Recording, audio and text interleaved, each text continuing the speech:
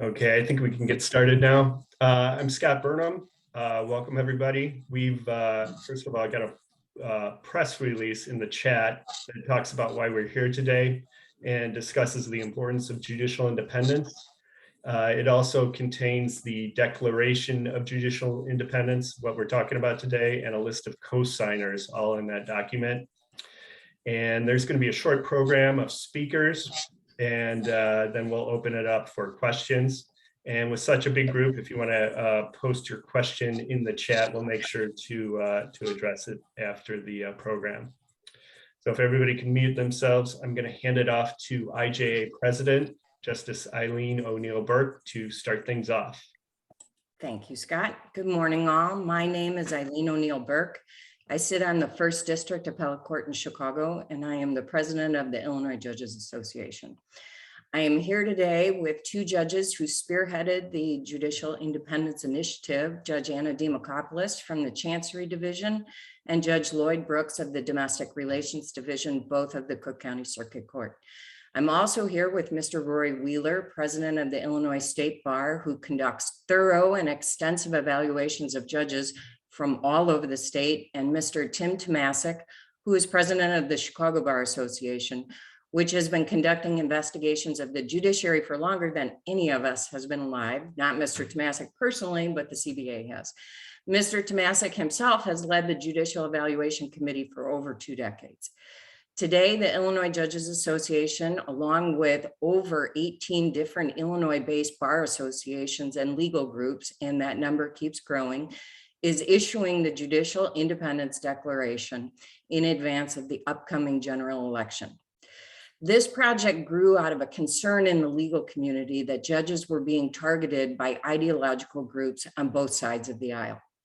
Our concern is if the judicial branch of government were to start deciding cases based upon who yells the loudest, we're all in trouble. Our entire democratic system depends on the judiciary remaining independent from political winds. Judges are a unique branch of government in that it really doesn't matter what political party you belong to.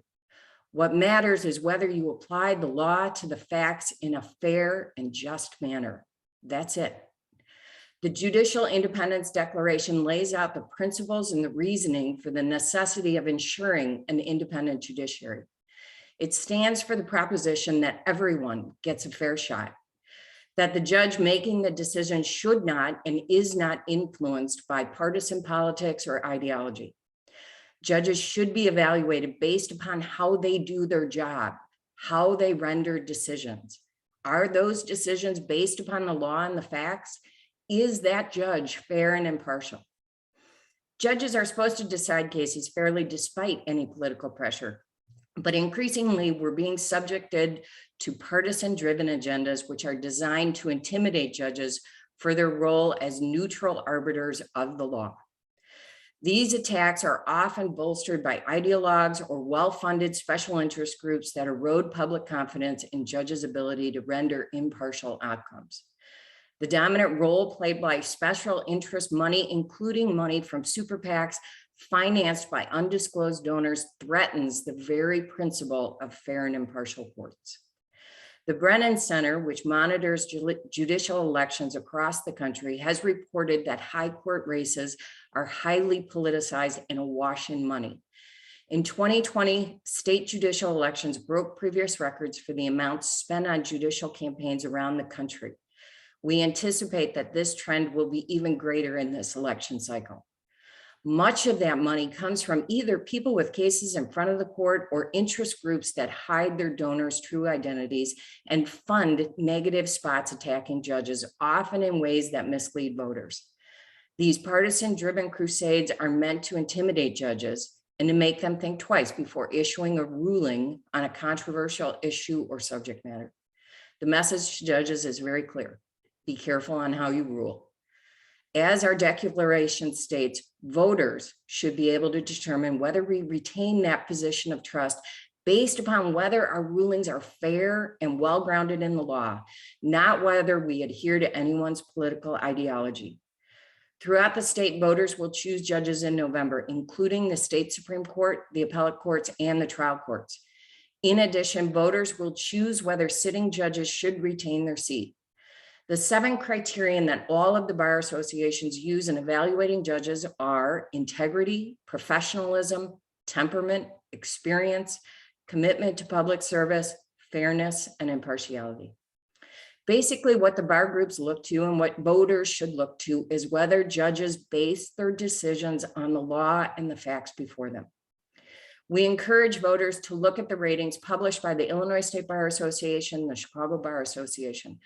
Both Mr. Tomasic from the CBA and Mr. Wheeler from the Illinois State Bar will explain the extensive evaluation process that they conduct for every judge who is on the ballot. The bottom line is that an independent judiciary is crucial for our system to work. As interpreters of the law and the Constitution, judges must exercise their authority to make fair and competent decisions without political pressure or interference. The person who has spearheaded, the persons who have spearheaded this initiative is Judge Anna Demokopoulos and Judge Lloyd Brooks. I'm going to now turn it over to Judge Demokopoulos to explain in greater depth the declaration.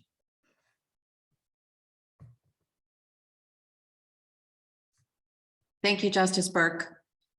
And thank you to Tim Tomasic, Mr. Wheeler, and my colleague, Judge Brooks, for joining me today. And I want to thank all of the people that are here today on behalf of the media.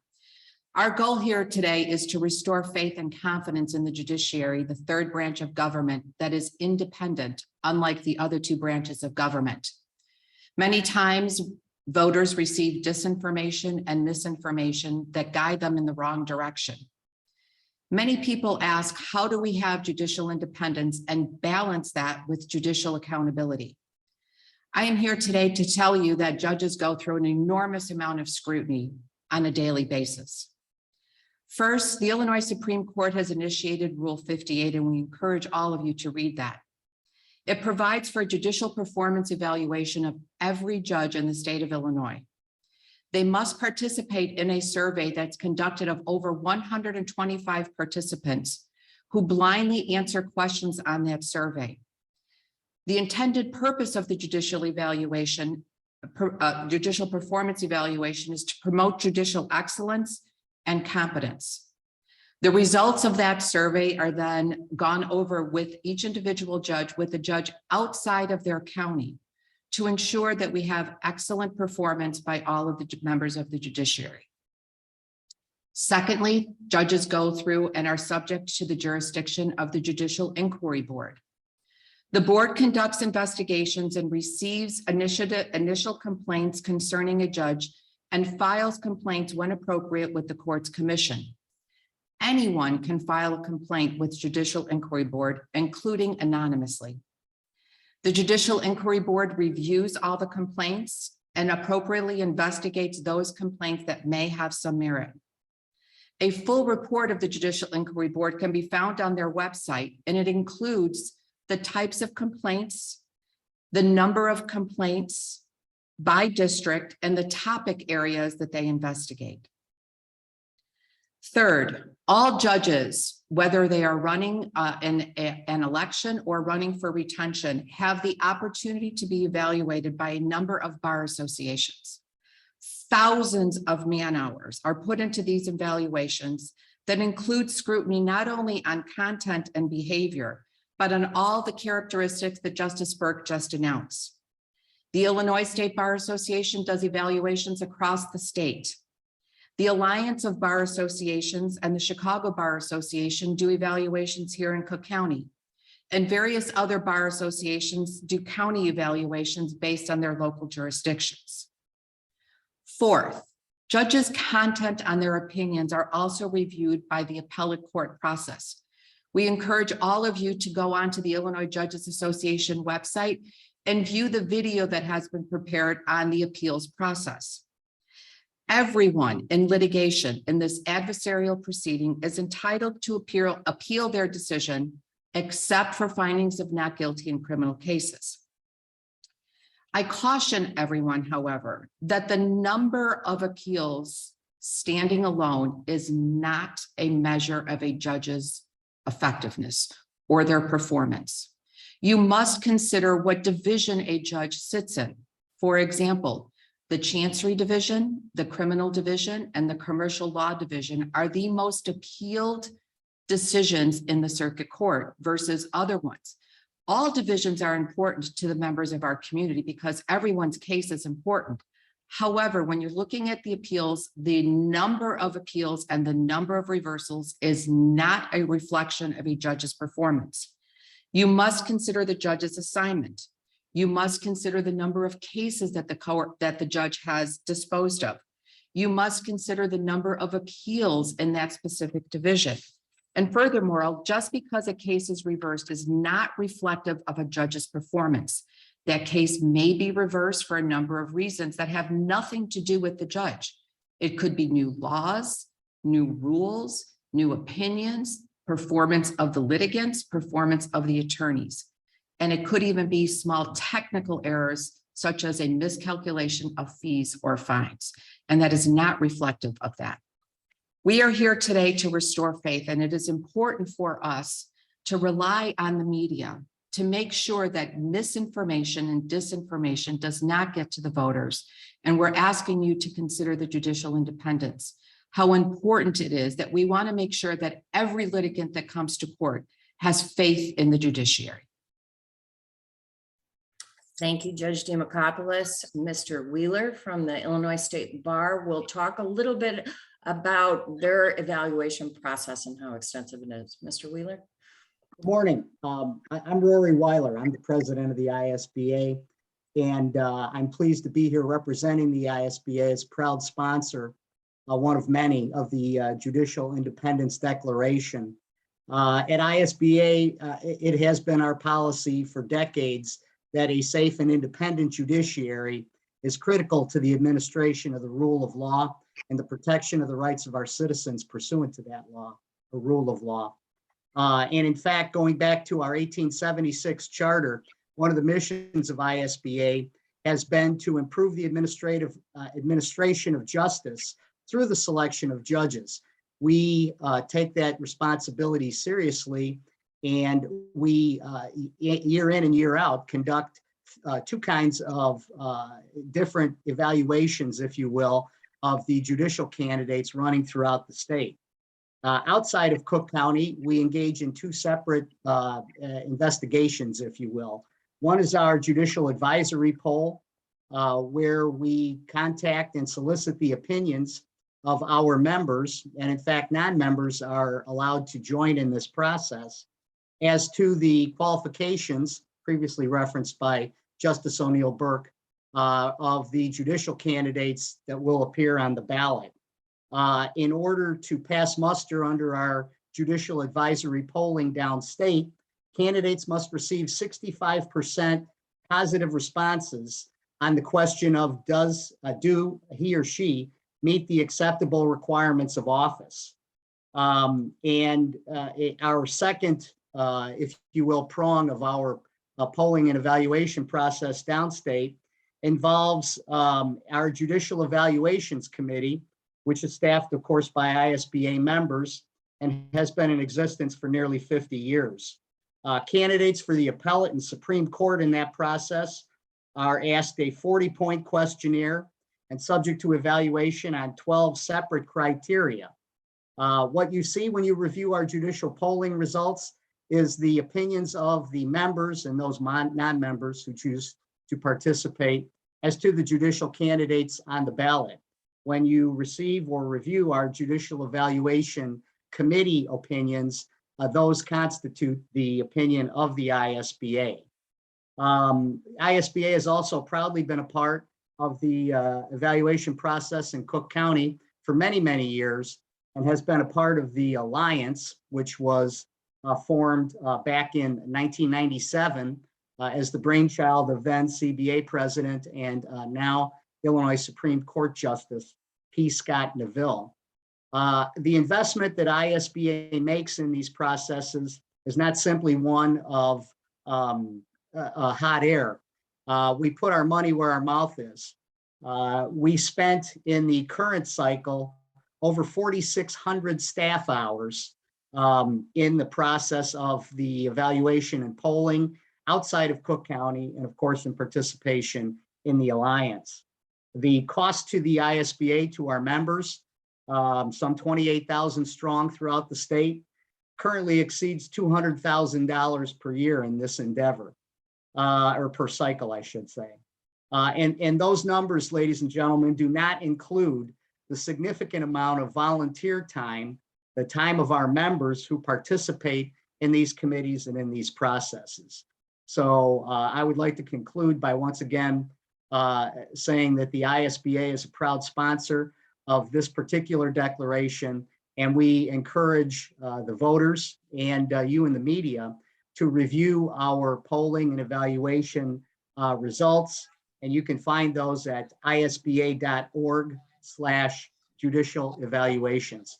Thank you for the opportunity to address you this morning. Thank you, Mr. Weiler. And now we're going to hear from Mr. Tim Tomasic from the CBA, who has personally led their judicial evaluations in different capacities for several decades. So, Mr. Tomasic.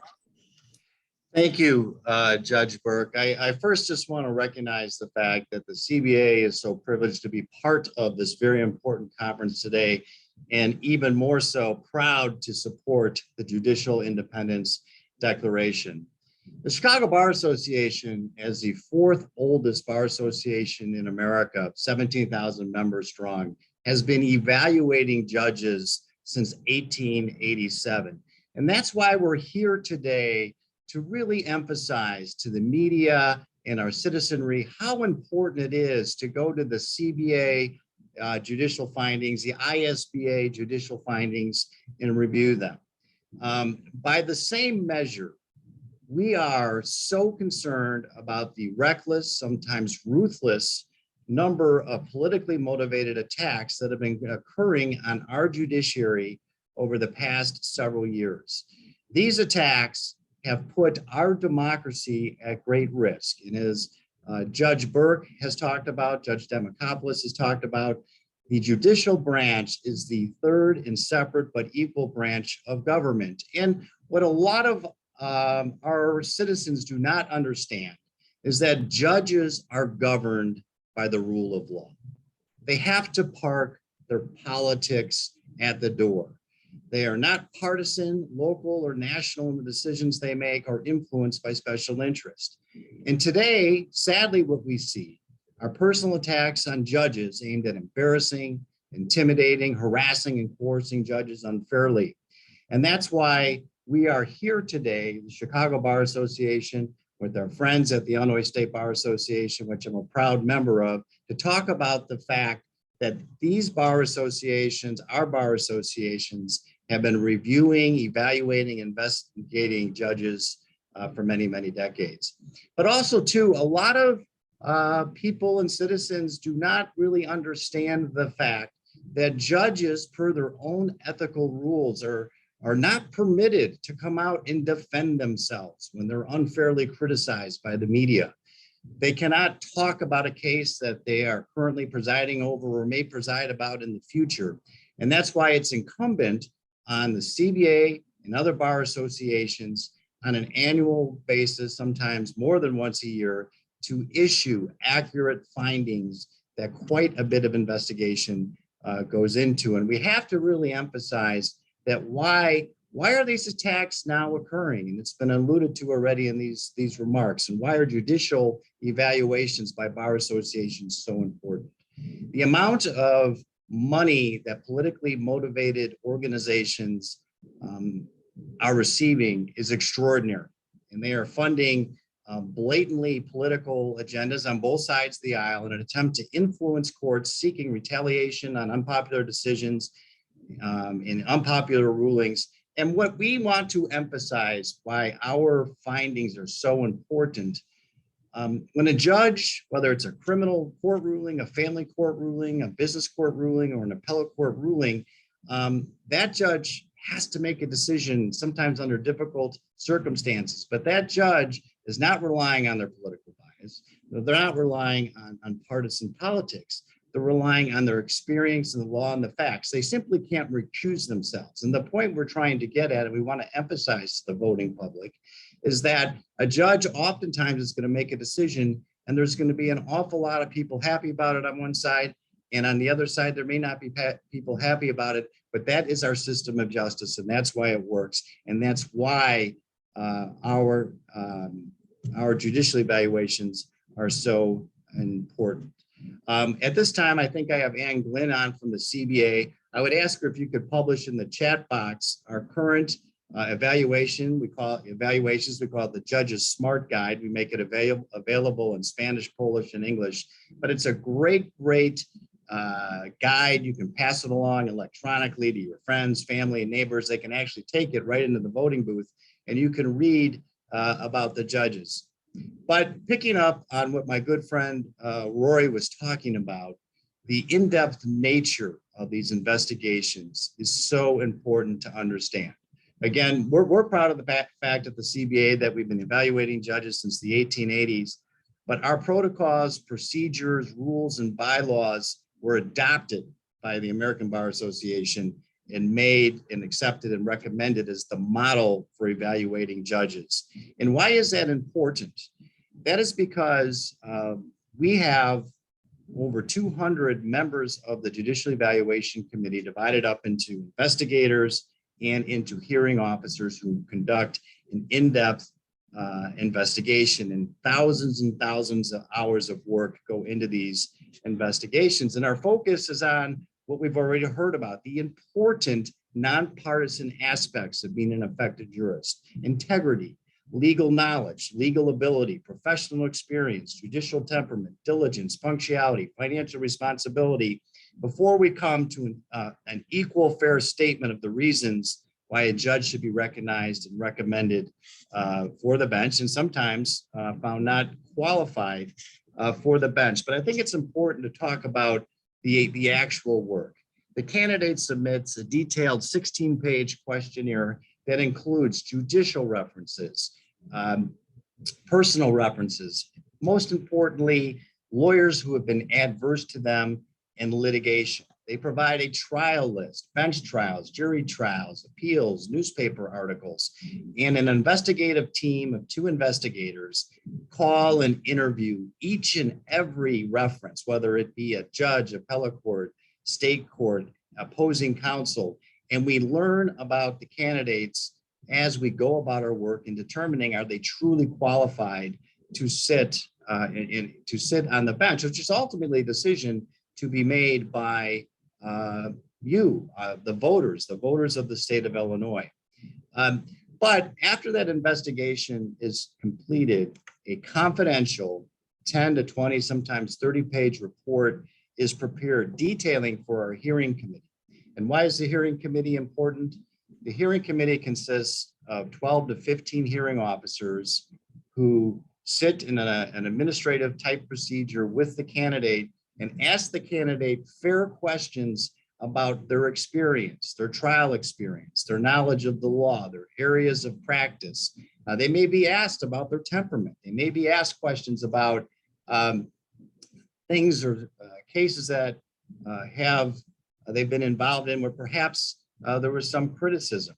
But what they are not asked about, they're not asked, are you Republican or Democrat? Do you like the current president or the past president? Do you believe in the death penalty or not believe in the death penalty? There is nothing political about the judicial evaluation process. The other thing that we think is so important to point out at the Chicago Bar Association, we do not allow candidates to be ambushed. If we find something in the investigation, let's say there was a complaint about professional conduct or maybe about evidence that wasn't properly disclosed, we will call that candidate in, give them an opportunity to receive that information, reset their hearing so they can properly respond. And every single candidate that goes through our process, as with the ISBA's process, is entitled to an appeal to the decision.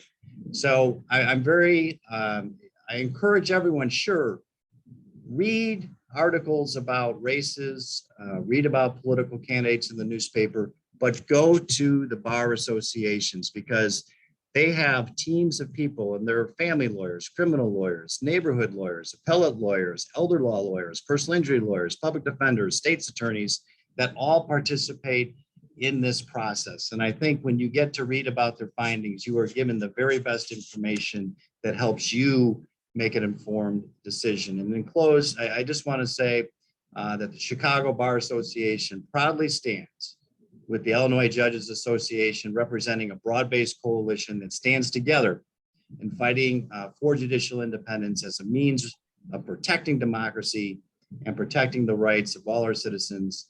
And on behalf of the CBA and the ISBA, which I'm a proud member of, we ask all of the voting public to please look at our findings in making your decision. So thank you for allowing the CBA to participate today, Judge Burke.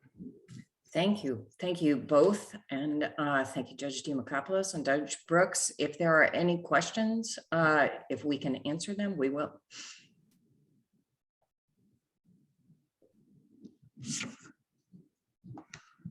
Okay.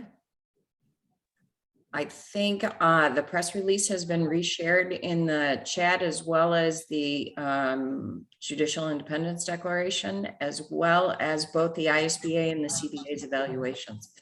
And also the Chicago Appleseed Fund for Justice link is on there too. That includes all the evaluations from the bar associations, as well as the ISBA and the CBA. There is a question from the Law Bulletin. Is there a set goal for the number of organization co-signers? Judge Demakopoulos? Sure, thank you for the question. You can see on the press release, there are several bar association and judge associations that have joined the initiative.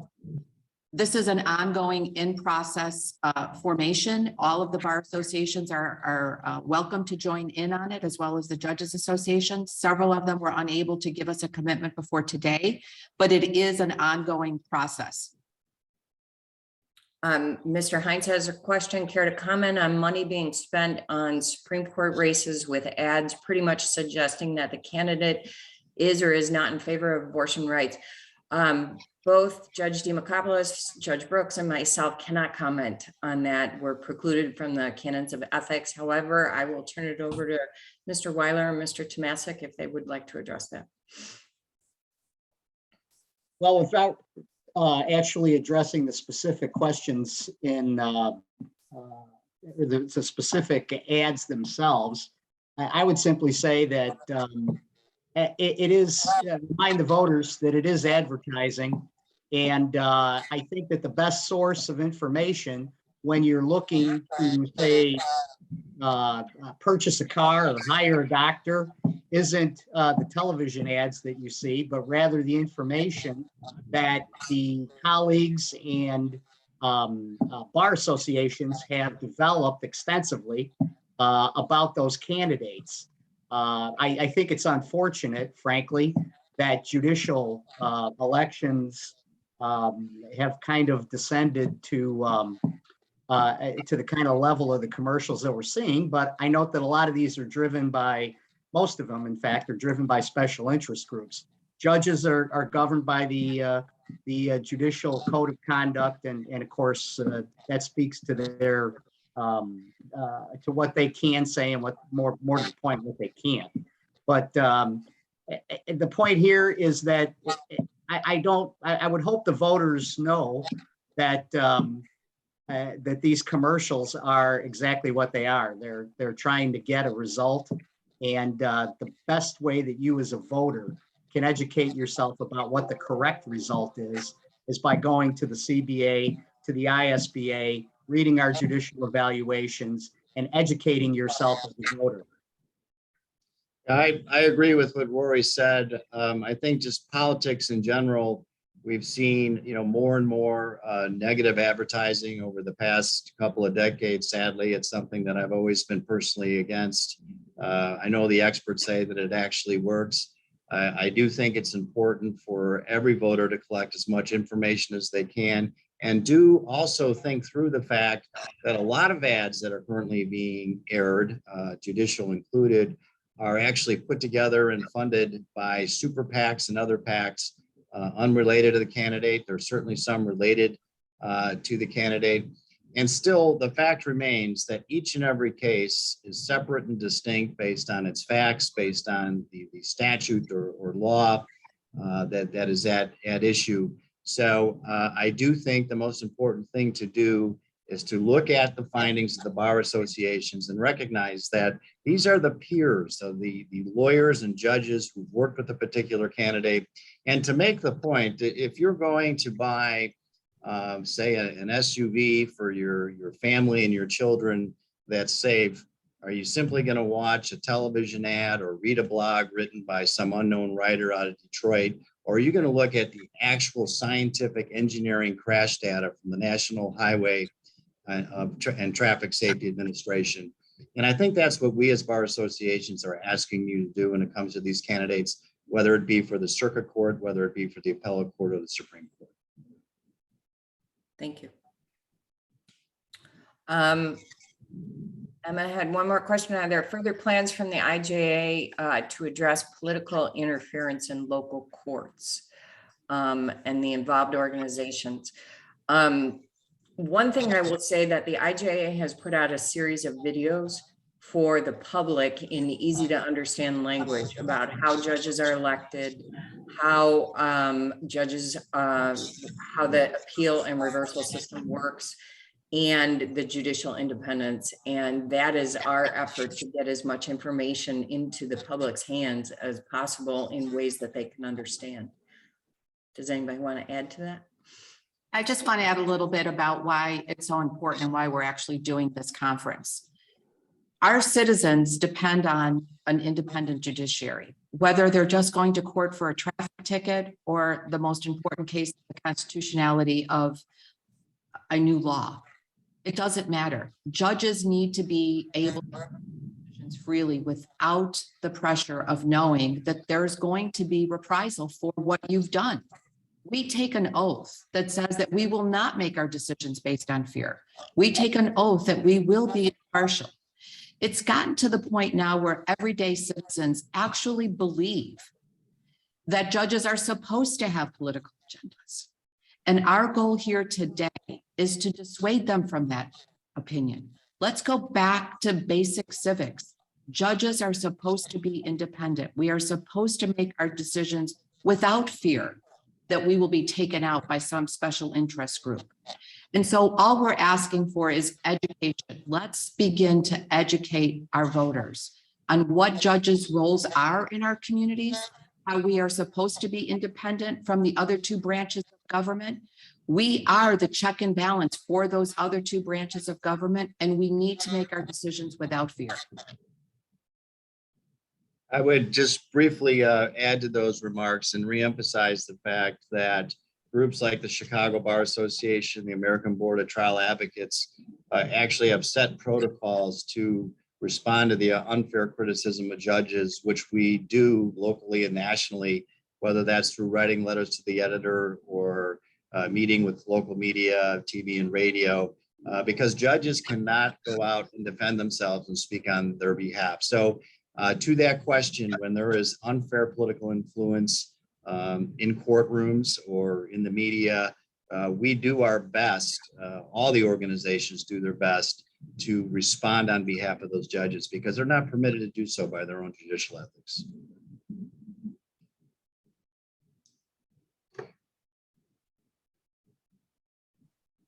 Okay, great. Well, hey, thank you, everyone. If you need additional information or have any other questions, please feel free to reach out to me directly. My information's on the press release.